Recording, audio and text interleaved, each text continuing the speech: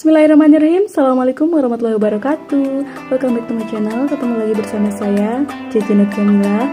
Insya Allah di video kali ini saya akan sedikit mengulas mengenai materi sejarah singkat penulisan hadis dan metodologinya.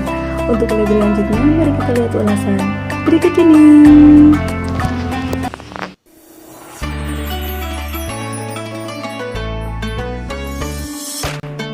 Sejarah singkat penulisan hadis. Yang pertama, zaman Nabi Muhammad SAW.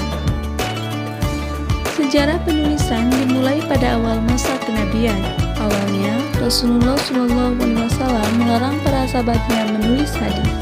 Namun, di akhir hayatnya, Rasulullah SAW mengizinkan penulisan hadis tersebut. Di antara sebab-sebab Rasulullah SAW melakukan pelarangan terhadap penulisan hadis, yang pertama, pelarangan penulisan hadis terjadi jika hadis ditulis dalam lembaran yang sama bersama Al-Quran. 2. Pelarangan penulisan hadis terjadi saat wahyu Al-Quran masih turun, karena Nabi takut tercampurnya Al-Quran dengan hadis. 3. Pelarangan penulisan hadis terjadi karena Nabi takut kaum muslimin akan sibuk terhadap hadis melebihi kesibukannya terhadap Al-Quran.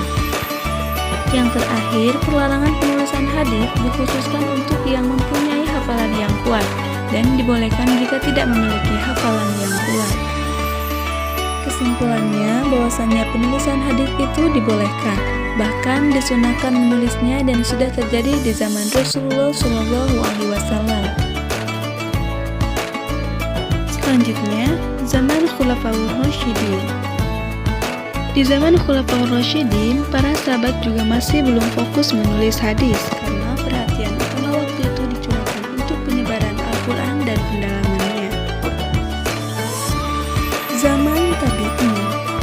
Suasananya masih mirip dengan masa sahabat, jadi mayoritas Tabi'in masih enggan menuliskan hadis. Riwayat-riwayat hadis dari Nabi yang jumlahnya ribuan, bahkan puluhan ribu itu mereka simpan rapi dalam dada mereka dalam bentuk hafalan. Masih di zaman Tabi'in, kira-kira akhir abad ke-1 Hijriah dan awal abad 2 Hijriah, mulailah dirasakan kebutuhan menulis hadis. Alasannya, banyak sahabat Nabi yang sudah wafat, dan banyak pula Tabi'in besar yang wafat, padahal mereka banyak menghafalkan hadis-hadis Nabi. Di samping itu, fitnah fanatisme politik dan mazhab membuat diciptakan sejumlah hadis palsu dari arah timur Madinah. Berdasarkan dua motivasi penting bahwasanya, yang pertama, khawatir hadis Nabi hilang bersamaan dengan wafatnya ulama tabi'in yang membawanya. Kemudian yang kedua, khawatir tercampurnya hadis sahih dengan hadis palsu, maka di zaman itu mulai ada gerakan untuk menulis hadis. Bangkitlah Umar bin Abdul Aziz, yang waktu itu menjadi khalifah memerintahkan secara resmi penulisan hadis di seluruh penjuru kekuasaannya. Umar bin Abdul Aziz ini masih terhitung zaman Tabi'in. Setelah itu datang masa Tabi'in. Penulisan hadis semakin gencar, tetapi penulisan riwayat di masa ini masih tercampur antara hadis Nabi, fatwa sahabat, dan fatwa Tabi'in. Kemudian ada yang menggagas untuk memisahkan riwayat-riwayat itu dan menuliskan sebuah kitab yang khusus menghimpun hadis-hadis Nabi. Di masa ini, riwayat-riwayat yang ditulis masih belum memisahkan antara riwayat yang sahih dan dhaif. Yang terakhir, generasi di bawah Tabi'in. Di masa mereka baru ada gagasan menulis kitab hadis yang khusus berisi hadis-hadis sahih saja. Semua riwayat yang dhaif apalagi palsu disortir dan tidak ditulis. Ahli hadis terbesar yang menjadi pelopor gerakan ini adalah Imam Bukhari. Cara Nabi SAW menyampaikan hadis. Terdapat suatu keistimewaan pada masa ini yang berbeda dengan masa yang lainnya, di mana umat Islam pada masa ini dapat secara langsung memperoleh hadis dari Rasulullah SAW sebagai sumber hadis. Allah Subhanahu wa Ta'ala menurunkan Al-Quran dan mengutus Nabi Muhammad SAW sebagai utusannya. Apa yang disampaikan Rasulullah SAW merupakan wahyu. Sesuai dengan firman Allah Subhanahu wa Ta'ala dalam Quran surat An-Najm bahwa ucapan itu tidak lain adalah wahyu yang diberikan kepadanya. Beberapa cara Rasulullah Shallallahu Alaihi Wasallam dalam menyampaikan hadis kepada sahabat, diantaranya melalui para jamaah pada pusat pembinaannya yang disebut dengan Majelis Al-Ilm, melalui kepada sahabat tertentu yang kemudian disampaikan kepada orang lain, serta melalui ceramah atau pidato di tempat terbuka seperti saat Haji Wada dan Fathul Makkah. Cara menghafal hadis.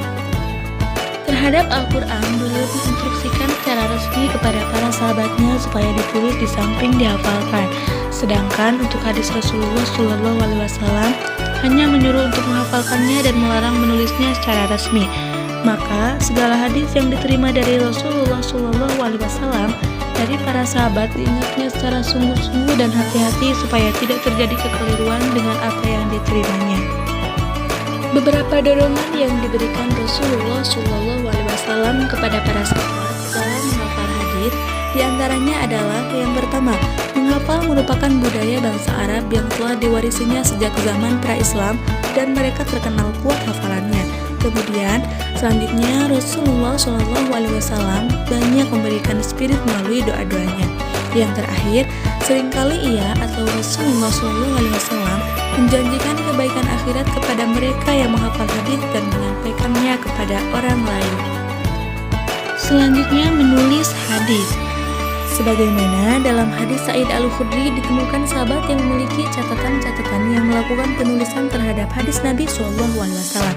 Di antaranya Abdullah ibnu Amr yang memiliki catatan hadis yang menurut pengakuannya dibenarkan oleh Rasulullah Shallallahu Alaihi Wasallam, sehingga diberi nama As-Sahifah As-Shadiqah.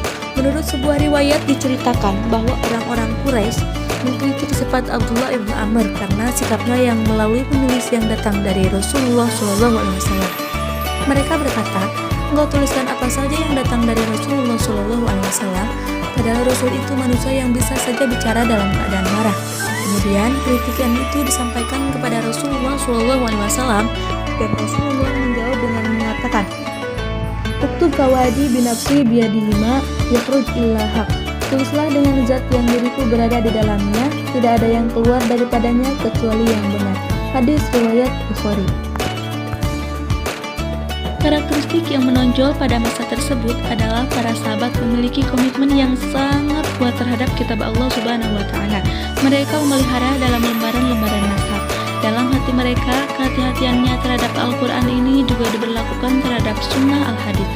Meskipun di satu sisi ada larangannya dari Rasulullah Shallallahu Alaihi Wasallam untuk tidak menuliskan. Dengan demikian, mereka terus mempertahankan kemurnian terus-menerus kedua-duanya. Jika kita telah memahami betapa mulia kedudukan para sahabat Nabi, dan kita juga tentu paham bahwa tidak mungkin ada yang lebih memahami perkataan dan perilaku Nabi selain para sahabat Nabi, maka tentu pemahaman yang paling benar terhadap agama Islam ada pada mereka, karena merekalah yang mendakwahkan Islam serta menyampaikan sabda-sabda Nabi Sallallahu Alaihi Wasallam.